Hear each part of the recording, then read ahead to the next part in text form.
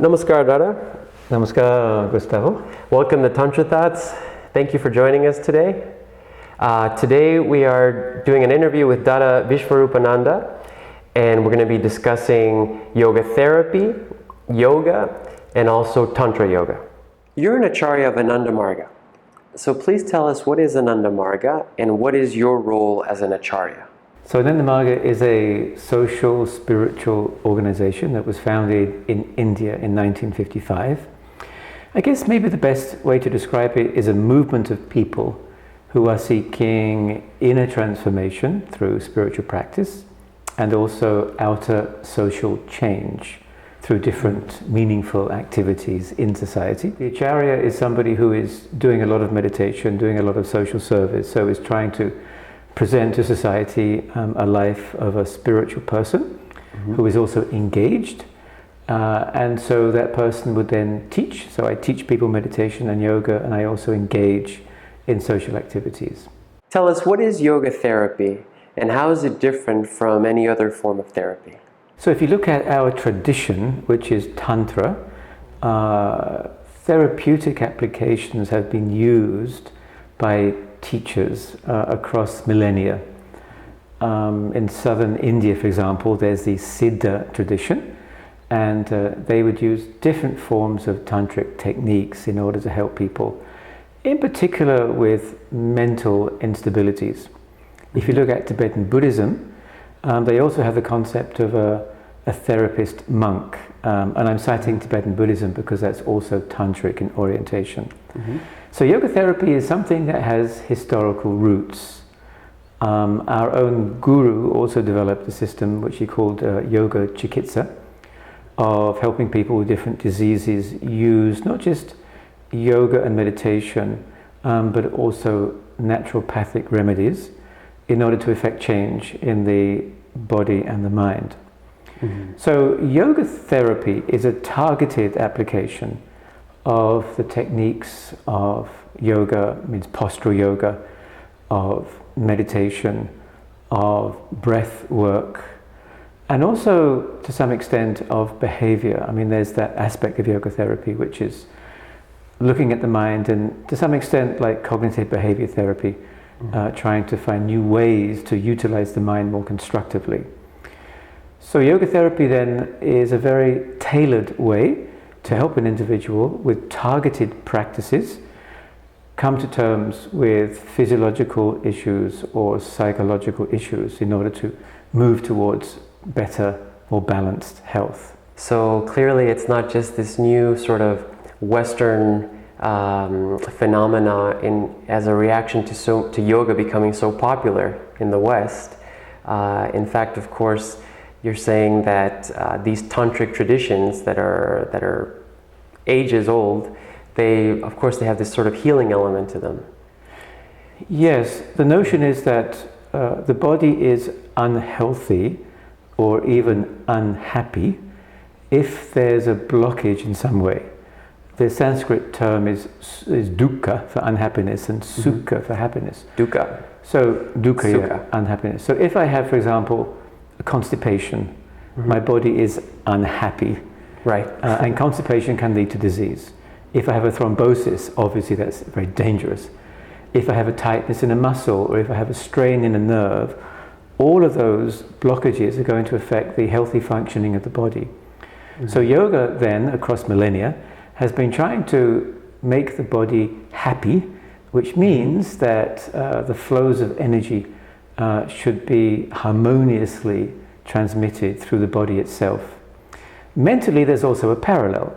So if, for example, I'm feeling, say, anxious, maybe I have social anxiety, then there's also going to be a blockage because I'll be fearing going into a social setting, and once I'm there, maybe I'm thinking, oh, nobody likes me, nobody's going to talk to me, nobody's going to want to get to know me. So I've already created an unhappy situation just with my thoughts. And so then through the application of yoga and meditation, one would try to unblock those psychic knots. So there's no resistance to a situation in this particular case. So energy can flow freely. One could be more natural, and one could be more in harmony with one's self and one's surroundings. Does somebody need to practice yoga before they go to a yoga therapist? No. I've had clients who haven't been exposed to yoga so much. I mean, that's the beauty of yoga. I mean, I think we need to call it maybe capital Y yoga to differentiate yoga from yoga, because people in this country think that yoga is purely a postural practice. Right. But capital Y yoga would incorporate all of the various practices of yoga. And so I've had clients who've come to me without any prior experience, who have learnt meditative practices or breath work practices or even postural practices. So yoga has an incredible flexibility, pun intended, because it's adaptable. It's adaptable to every individual, which to some extent makes yoga therapy challenging because there aren't set protocols.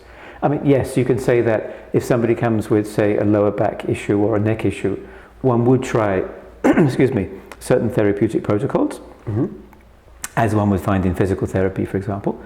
But yoga therapy is more than that. So it would be adapted to meet the particular physiological, psychological needs of an individual. So therefore, every person comes with a different story, and the yoga therapist has to adjust him or herself to that story. Okay. Which brings up another point. I mean, if it's still okay that I continue with the answer. Please. In that yoga therapy is also concerned about sort of the underlying presence that we have as human beings. So I'm looking at you now, and I'm seeing your body posture, I'm looking at your eyes, and I'm seeing how you're responding to what I'm saying. But there's also a much sort of subtler communication that's taking place. Maybe one could say at a more subconscious level. And it's a very important communication. And so the yoga therapist is trying to access that communication primarily to put the client at ease, number one.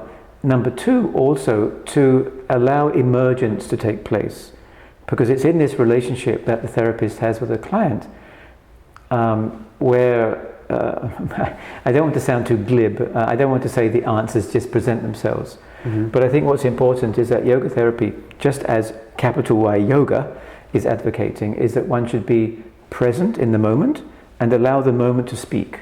Right. So yes, somebody's going to come with very, like for example, somebody has a knee issue, and maybe one's going to strengthen, the muscles of the upper leg to protect the knee.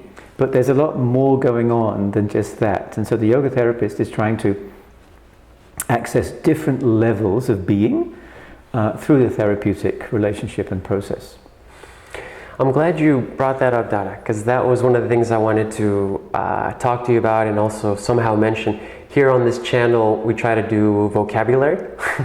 So like you're saying, capital Y yoga. Yoga actually is Sanskrit and literally means unification. In general terms, one could describe yoga and also yoga therapy as relational. In that I think capital Y yoga would advocate that human beings need to cultivate certain relationships. In fact, this is mentioned in the Upanishads, one of the ancient texts, which capital Y yoga uses to draw inspiration from. So there should be a relationship with nature. There should be a relationship with some sort of a higher presence in the universe.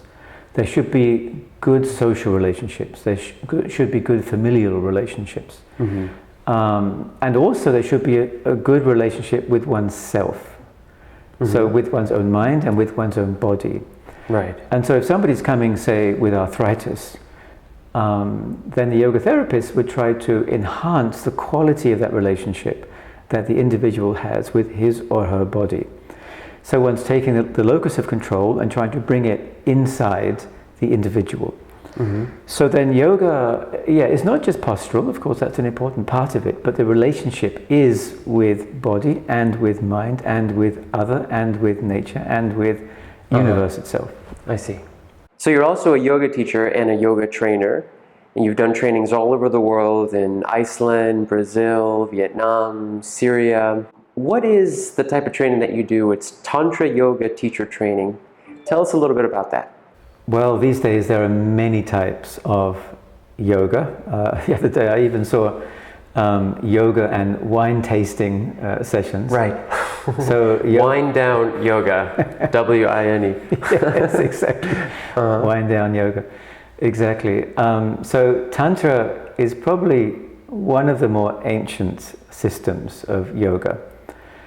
Its origins are unclear from an academic perspective. Academics disagree about its origins and even its age.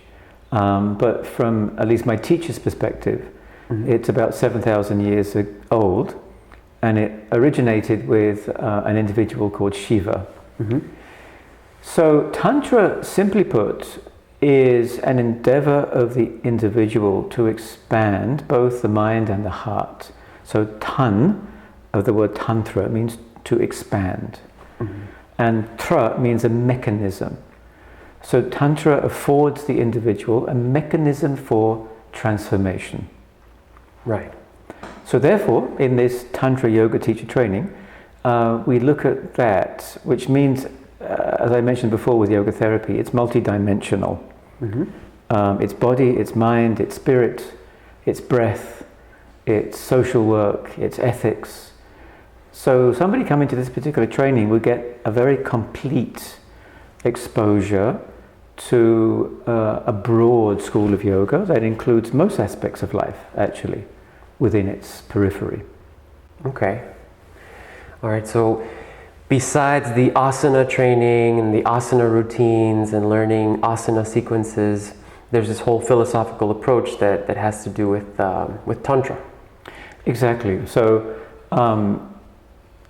actually in our yoga teacher training, what we do, because people are coming primarily to learn how to teach small y yoga, and so we see how we can use posture as a way to transmit some of the philosophical teachings. So in the training we look at the kosha system, which is one model of the mind, again that comes from the Upanishads, whereby one looks at different layers of mind. We also look at yet another model, which is the chakra model, and that brings us to some extent to the realm of biopsychology, because the chakras, or their multi-layered phenomenon, but one aspect of them is the psychological expression of the human being, so we explore that. We look at the theory of creation of Tantra, and we look at also interesting aspects of being human, such as imagination. So the idea is that through a postural yoga class, one can teach a lot more than just body movement or body position. Right. One would use the medium of what we know to be a yoga class, the small y yoga class, to be also an avenue for teaching the deeper topics of Tantra. Right. We'd also therefore look at meditation, because that would be an integral aspect of a Tantra yoga class. The meditative introspection of yoga. If you look at a Tantra yoga class, for example, it might be thematic. So we might do a class that's based on the beautiful pauses between breaths, or a class that's based on the warrior spirit of life, or a class that's based on love. Yeah. And we would sing the Beatles song, "All you need is love." Cool, cool. Yeah. Well, Dada, you know what? That kind of brings me to another question. So what's your opinion about yoga with a lowercase y, and how, yoga classes are unfolded in the United States these days? Well, I probably wouldn't go to a wind down yoga class, or a chocolate tasting yoga class. Yeah. I mean, why is that? Why don't you explain that for a moment? No, I'm just kidding.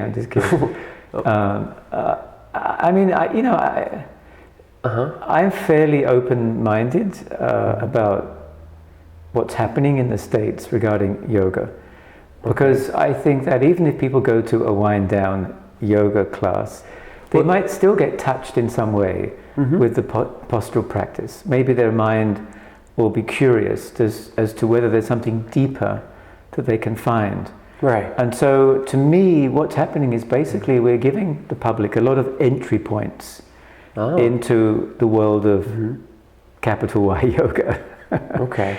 So it could be through, there are so many different schools of yoga, but some are more athletic, some are more therapeutic, Some are more restorative, some are more gentle. What I do wish is that people would understand that when they're taking, say, a vinyasa yoga class, which is vinyasa is a sequence of yoga poses strung together one after the other, that when they're taking a vinyasa class, that isn't all that yoga is offering. And I find with my own students, sometimes they're misinformed and they think that yoga equals difficult poses strung together in a sequence. Right. But that's simply one manifestation of yoga.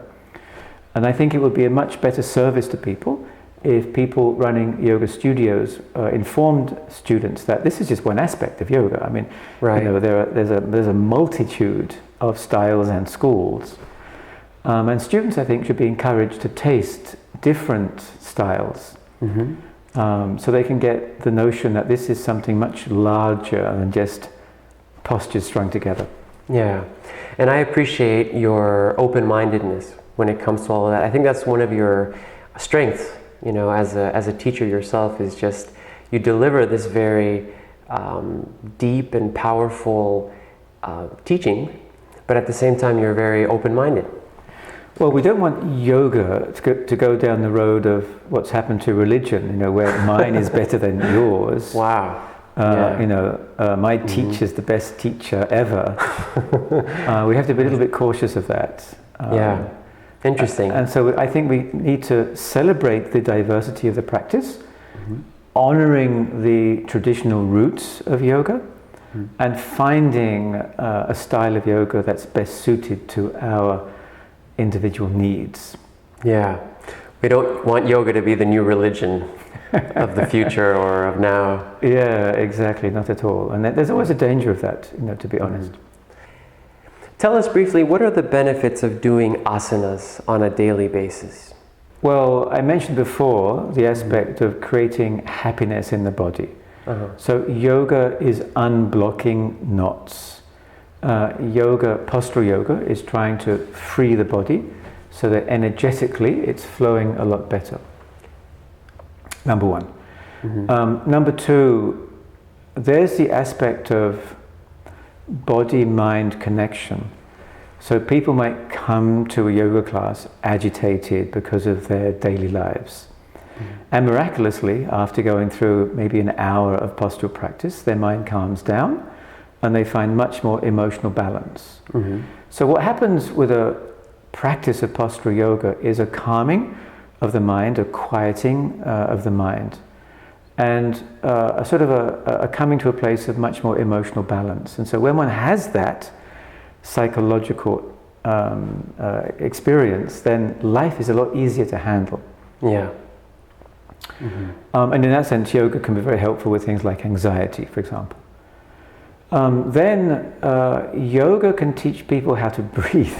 I mean, I'm smiling because you would think that after so many years of evolution, we would know how to breathe, but sadly, it's not the case. And so, people, they rediscover their breath through a yoga practice, which is really helpful.